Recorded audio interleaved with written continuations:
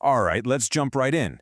We're in the middle of this huge recalibration of the global order. It's a quiet but absolutely seismic shift in how countries trade, who they partner with, and really where they see their future. And what's speeding it all up are the actions of one key player, the United States. For the longest time, this was the common stereotype of Europe. A massive economic power, for sure, but politically, it was seen as slow, kind of tangled up in its own red tape and just unable to make those big, bold moves. But then, something changed.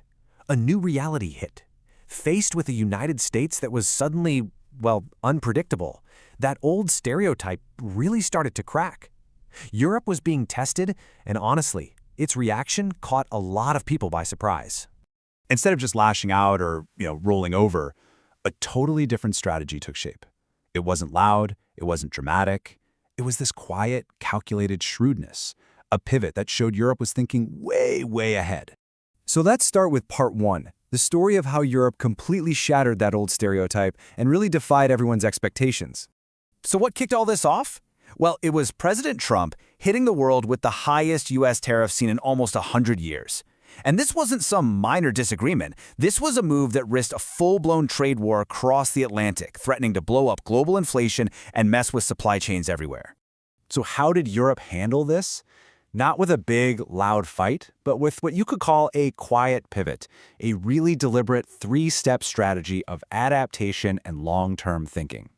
And the logic here, it was kind of brilliant. First, just absorb the hit. Don't panic. Don't immediately retaliate.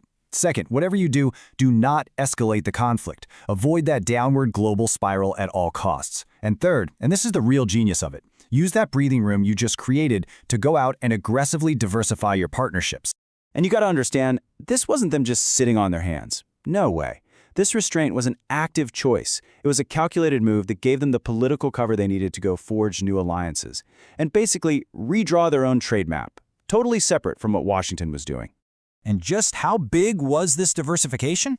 Well, look at this. After 25 years of talks going nowhere, the EU finally sealed a massive trade deal with the Mercosur bloc. We're talking Brazil, Argentina, Paraguay, and Uruguay. This created one of the planet's largest free trade zones, connecting Europe to over 700 million people. And they didn't stop there. Brussels also started patching things up with Beijing, calling China a necessary partner. At the same time, they locked in new deals with Singapore and Vietnam and hit the accelerator on trade talks all across Southeast Asia, which is already